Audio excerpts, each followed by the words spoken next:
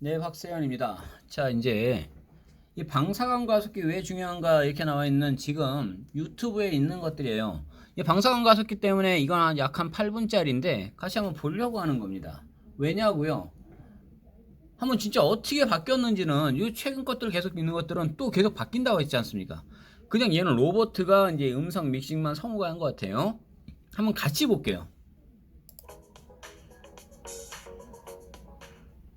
안녕하세요. ICT 과학의 숨겨진 뒷이야기야. 무궁무진한 미래 가능성을 사운드를 조금 더 키워보겠습니다. 보니까 46%밖에 안 됐었네요. 따끈하게 실제로 전달할 저는 로봇 찰리예요. 지난 5월 8일 어버이날이었죠. 과학기술정보통신부는 신규 다목적 방사광 가속기를 최종적으로 충북 청주 오송에 건립 추진하기로 결정했습니다. 오창입니다. 참 이해하기가 쉽지 않죠? 먼저 방사광 가속기가 무엇을 의미하는지부터 로봇찰리와 함께 살펴볼까요? 방사광 가속기란 빛의 속도로 가속한 전자에서 나오는 빛, 이것을 일명 방사광이라고 하는데요. 방사광으로 물질의 미세 구조 현상을 관찰하는 초정밀, 초고성능 거대 현미경을 방사광 가속기라 합니다. 로봇찰리가 좀 더 전문적으로 살펴보면 방사광 가속기는 다음을 말합니다. 빛을 발생하는 입자를 가속하는 장치, 즉 싱크로트론 가속기라 하는데요. 가속기의 D라는 여러 가지 말들은 있지만 우린 잘 못 알아듣겠어요. 원운동을 시켜 전자기파, 즉 방사광을 발생시킵니다. 이 방사광은 적외선부터 자외선, X선까지의 넓은 범위의 연속적인 파장에 이르고 방향성이 있어 단위 면적당 빛의 세기가 굉장히 큰데요. 평광성이 강하며 시간적으로 펄스의 구조를 가집니다. 이러한 특성으로 인해 방사광 가속기는 X선 회절 및 산란 연구, X선 흡수 스펙트럼, 단백질 결정 구조 분석, 광학 반응, 초미세 묘화법 등의 응용 연구에 이용되고 있습니다. 솔직히 이런 내용을 우리가 다 지금 알 필요까지는 없는 거예요. 가속해서 태양빛 밝기의 100억 배에 달하는 뭐 어떤 건 몇경 배라고도 하고 빛으로 일반 현미경으로는 못 보는 나노미터 10억 분의 1m 수준의 구조나 세포의 움직임을 실시간으로 볼 수 있기 때문에 어차피 이거를 그냥 그대로 링크해서 다 보여드릴 거예요, 같이. 기초 연구에 쓰였는데요. 현재 경포항에 있는 3세대 가속기와 4세대 선형 가속기 역시 활용도가 자, 이 이야기를 계속적으로 했던 거였어요. 지금 포항에 있는 건요, 3세대는 지금 약한 거예요. 약한 거였고, 이제 4세대는 어차피 오창이도 들어가는 것도 4세대고 최신형이에요, 그건요. 근데 그거는 원형이란 말이에요. 근데 얘는 선형이에요. 그래서 동시에 할 수 있는 게, 연구할 수 있는 게 굉장히 좀 작아요. 그런데도 불구하고 4세대도 우리나라에도 선형으로 이렇게 있어요, 현재 지금 포항이에요. 자, 그 이야기를 계속했던 거였고, 제 유튜브를 계속 보시면 다 드러나고 나옵니다. 기초 연구에 집중되어 있습니다. 최근 과학 분야 노벨상 수상자의 약 20%가 방사광 가속기를 활용해 수상했는데요. 2012년과 13년 노벨 화학상, 2014년과 15년 노벨 물리학상이 가속기 활용 연구를 통해 배출되었고 가속기가 기초과학의 중추적인 역할을 수행하고 있는 것을 증명했어요. 우리나라에서도 이거가 있어야 된다는 거예요. 3세대 방사광 가속기 구축 이후에 매년 5천여 명이 방사광 가속기를 활용하고 있는데요. 국내 과학기술 SCI 논문 중 약 1%, 2015년에 450편 이 정도가 방사광 가속기를 통해 연구를 통해 배출되었고요. 논문의 질적 수준도 상당히 우수한 것으로 평가받고 있습니다. 방사광 가속기를 활용해서 SCI 즉 과학기술 논문 피인용 지수가 96년 2.6%에서 20년 만이네요. 2016년에는 6.19로 3배 이상 급증했다고 합니다. 최근에는 생명과학 연구와 신약 개발을 비롯해 소재 부품 등 산업계 전반에 널리 활용되기 시작했는데요. 방사광 가속기를 활용해 이게 중요한 거예요. 철강제의 결함을 파악하는 데도 기여했고요. 삼성전자는 방사광 가속기를 이용해 광통신 자, 이게 뭐냐면요. 우리가 선박을 만드는데 일본은 만들고 우리가 만들 때 계속 깨지더라는 거예요. 막 어느 아주 소재 자체에서 그 작은 거 하나가 더 들어가고 안 들어가는 것 때문에 일본 애들은 그냥 잘 만들어서 나갈 수 있었던 거고, 특수 배들이죠. 그런 것들 만들 때. 근데 이 우리나라가 계속적으로 일반 배는 만들었었는데 이 특수한 배를 만들 때 이게 계속 깨져나갈 때 이게 그 철강 재료에서 있는 걸 결국에는 이 방사광 가속기를 찾아내는 거예요. 또 삼성전자 하면 반도체잖아요. 이 광통신 반도체 소재 뭐 불량률 자체 이런 것들도 잡아낸다는 거예요. 이것만 있는 게 아니라 제약 쪽에서도 타미플루도 이것을 만들었습니다. 비아그라도 이걸로 만들었습니다. 이 이야기는 너무도 많이 나왔는데 그걸 다시 또 좀 짚어주는 것 같아요, 지금. 반도체 소자 불량률을 70%에서 10%로 개선했다고 합니다. 반도체 산업의 벽이나 다름없었던 10나노미터 이하 반도체 공정 개발도 가능해졌다고 하는데요. 대만의 세계적인 파운드리 반도체 업체죠. TSMC는 연간 1000시간 이상을 방사광 가속기 빔라임을 이용하고 있다고 합니다. 단백질 구조를 파악할 수 있기 때문에 신약 개발 분야에서도 가속기는 필수 장비로 여겨지고 있는데요. 바이러스 단백질이 세포막을 뚫고 들어가는 모습도 포착할 수 있어 미국에서는 이것 때문에 이제 제약이 가는 거죠. 치료제 타미플루를 아까 얘기했던 개발했다고 타미플루 하는데요. 1조 원대. 타미플루는 미국에 있는 스탠포드대 가속기로 단백질의 구조를 분석하는 연구를 통해 개발됐고요. 정확히 나왔네요. 스탠포드대가 만든 거. 구제역 백신 등도 마찬가지로 비아그라, 구제역. 분석을 통해 발견되었습니다. 로봇 찰리는 현재 인류를 괴롭히는 코비드-19 백신 신약도 어쩌면 방사선 가속기 연구를 통해 코로나19 조심스러운 전망을 합니다. 방사광 가속기는 방속기에서 전자를 빛의 속도에 가깝게 가속시켜 태양빛 밝기의 100억 배에 달하는 밝은빛, 즉 방사광을 만들어내는 장비인데요. 방사 전자석을 이용해 전자를 휘게 하여 방사광으로 원자, 분자 수준의 분원적 구조를 관찰할 수 있기 때문에 방사광 가속기를 초고성능 거대 현미경으로도 분류된다는데 다시 한번 강조합니다. 방사되는 빛은 적외선에서 X선에 이르기까지 너무나 다양하여 연구자는 필요에 따라 적정 파장의 빛을 분광하여 실험에 활용합니다. 우리나라는 2016년 8월 29일 포항공대에 4세대 선형광 가속기를 설치했는데요. 9월 29일 준공식을 함으로써 미국, 일본에 이어 세계에서 세 번째 4세대 방사광 가속기. 자, 방사광 가속기가 세계에서 이제 세 번째 강국인 거예요. 이게 과학기술력이에요. 슈퍼 현미경인데요. 살아있는 물질의 분자와 초 움직임을 나노초,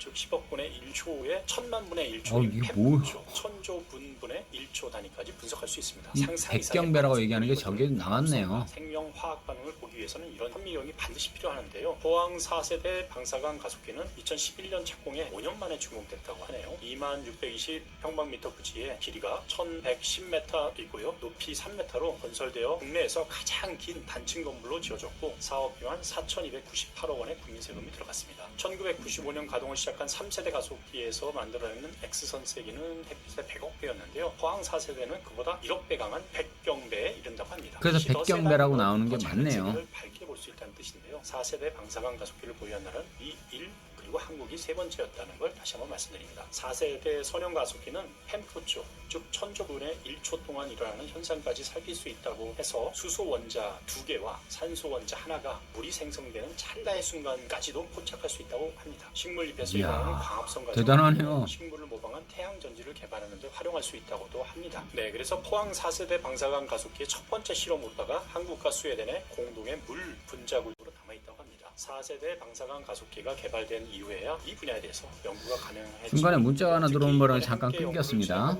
스웨덴의 앤더슨 교수 연구팀은 미 일본의 사실은 그래요. 지금 이거는 뭐 로봇 찰리가 읽어준다라고 하는 거는 우리가 뭐 과학을 잘 알 필요 있는 건 아닐 것 같아요.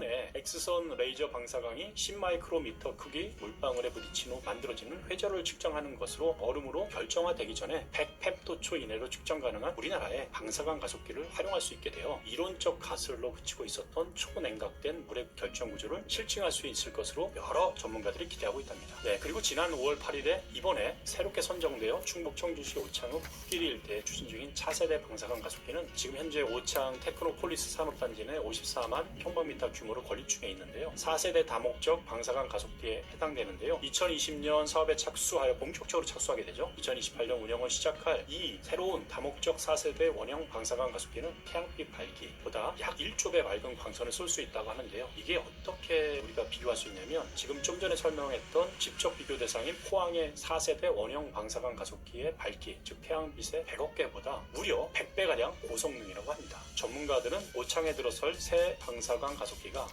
그래서 지금 전 세계에 있는 과학자들이 여기를 오고 싶어 하는 거예요. 이것 때문에. 새로 가속기를 짓는 이유는 무엇일까요? 가속기 이용수가 해마다 급증해서입니다. 포항 3세대 가속기는 지난해 대학 연구기관 기업 등에서 6,096명이 신청해서 총 1,607건의 연구를 진행했는데요. 수용률은 절반 50.6%에 불과했다고 하네요. 신청 일수는 6,298일인데 비해 실제 수행 일수는 3,189일에 그쳐서 수용률은 2016년 60.7%에서 해마다 떨어지고 있는 추세였다고 합니다. 청주 오창에 가속기가 새로 들어서면 이 같은 초과 수요를 분산할 수 있게 되겠죠. 당연히 예비타당성 조사를 거쳐 차질 없이 사업이 추진되면 22년 이전에 굉장히 많은 연구가 여기서는 상주, 그러니까 정규 인원이 있어야 되는 거예요.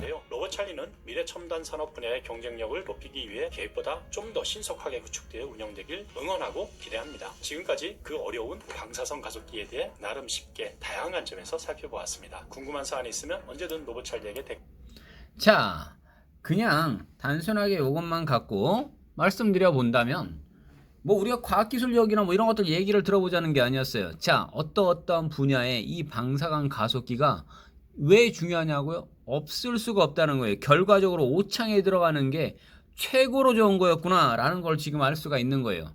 그래서 오히려 거꾸로 이제 그 외국 쪽에 있는 사람들이 이쪽으로 들어오고 싶어서 와가지고 연구를 해야 되니까 이게 최고의 성능을 갖고 있는 거니까 그래서 와서 해야 된다라는 것이에요. 정주 인원도 필요하죠. 모두 있어야죠. 청주시가 뒤집어진다라는 겁니다. 자, 또 다른 뉴스거리를 또 하나 이제 유튜브를 또 하나 또 볼 겁니다. 이걸 각각 나눠서 전체적으로 하나에다 딱 만들어 드릴 거고요. 전체적인 것들은 다 링크를 다 걸어 드리겠습니다. 자, 이어서 같이 보여드릴 건 다목적 방사선 가속기 VR로 해가지고 나온 건 약 한 4분짜리입니다. 이것도 그냥 쭉 이어서 같이 한번 보면서 중간중간에 끊어가면서 설명이 아니라 그냥 원래 있는 것도 어차피 링크 걸어 드릴 테니까 같이 보시면서 그냥 따로 보셔도 되고요. 토지를 투자하면서 제가 왜 오창 이거 계속 그 가자리 이거 방사선 가속기 가자리 후기 뭐 이쪽에 들어가는 요 주변 일대를 계속 그렇게까지 이야기를 했는지를 잘 보셔야 되는 겁니다. 4차 산업혁명이 시작되었다고. 손안의 스마트폰으로 세상이 연결되고 자동차가 전기를 통해 스스로 움직이고 아주 작은 바이러스의 모습을 관찰하여 백신을 만든다고. 그런데 궁금하지 자주 봤던 않으세요? 장면들이죠, 계속 지금. 어떻게 이런 일들이 가능한 건지. 이 모든 일들은 바로 이것이 있기 때문에 가능한 것이지요. 이것은 무엇일까요? 실험실에 놓고 쓰기엔 조금 큽니다. 둘레가 엄청나거든요. 어디에 있냐고요? 세계 곳곳에 있습니다. 물론 우리나라에도 있고요.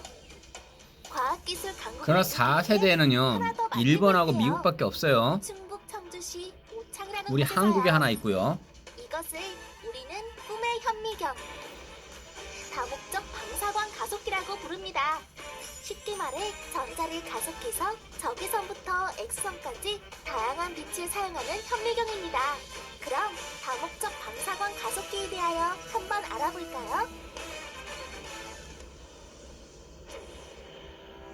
청주시 오창 테크노폴리스 보시면 이래요. 단지에 들어설 방사선 가속기 구축 사업은 부지 규모 싹 다 이제 54만 바뀌는 모습까지 제곱미터, 보여줬네요. 총 사업비 1조 원, 2027년에 완공을 목표로 하는 초대형 프로젝트입니다. 그런데 왜 방사선 가속기는 이렇게 크게 만들어야 할까요?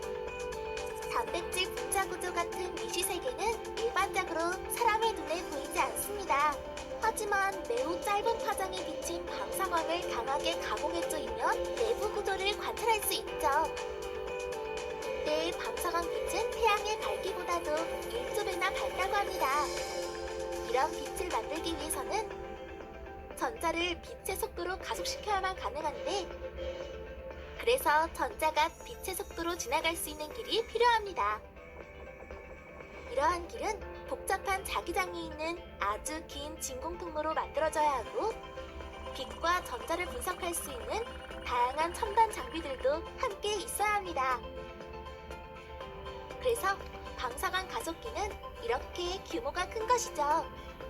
가장 작은 걸 보기 위해서 가장 큰 현미경이 필요하다고 할 수 있습니다. 자, 이렇게 해서 이제 결국 활용 사례가 되면 우리한테 중요했던 거예요. 우리는 어떤 일들을 할 수 있을까요? 만약 방사선 가속기에서 생성된 방사광에 머리카락 한 가닥을 비춘다면 세포 단위는 물론 DNA 구조, 이를 넘어서 분자 구조까지 볼 수 있게 됩니다.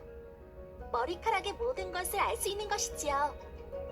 방사선 가속기의 이러한 능력 덕에 바이러스의 단백질 구조를 분석할 이것도 수 봤던 있었고, 거죠, 계속.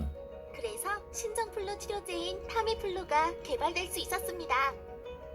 또한 아이들 기저귀에서 오물을 흡수하는 흡수 섬유 등 실생활에 활용되는 다양한 화학 소재 개발에도 방사관 그러니까 한 가속기가 분야에서 쓰이고 들어가는 게 아니에요. 전기 전폭적인 자동차의 분야예요. 2차 전지를 분석하여 자동차의 항속거리 증대와 배터리 수명을 연장시키며 자율주행에 필요한 초정밀 반도체 개발에도 방사관 가속기의 활용이 활발해지고 있다고 하네요. 이것 때문에 충북 청주 오창에 건설될 모든 기업체들이 여기서 정주 인구가 필요하다라고 계속 얘기를 하는 겁니다.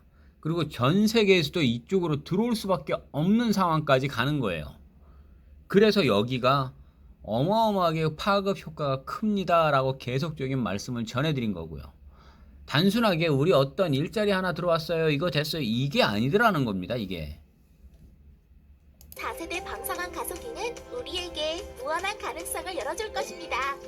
초소형 센서, 지능형 반도체, 디스플레이, 바이오 화학 소재, 차세대 배터리, 나노 섬유, 바이러스 구조 분석, 신약 개발 등의 첨단 기술 개발도 일상생활에 변화가 생기겠죠. 우리도 이제 노벨상을 탈 수 있습니다. 우리는 이제 볼 수 있습니다. 우리 앞에 펼쳐질 밝은 미래를 다목적 방사관 가속기를 통해서 말이죠. 이게 국가의 힘이 되는 겁니다. 방사관 가속기를 통해 무엇이 보이고 바로 싶으신가요? 그곳에, 자, 무엇을 보고 싶으세요? 라고 물었던 마지막 문구에서 저는 바로 그곳에 주변에 선생님의 땅이 있다면 어떻게 보시겠습니까? 어마어마할 겁니다. 몇 개의 신도시가 들어가네, 뭐 이런 것들하고는 차원이 다른 무언가가 하나 꿈을 꿀 수 있을 겁니다. 자, 여러 개에서 또 다른 것들을 막 편집해서 보여드리려고 했지만 이 두 개 거 가지고만 오늘은 바로 보여드릴 겁니다. 이 오창은요, 정말 놓치지 마십시오. 여기까지 하겠습니다.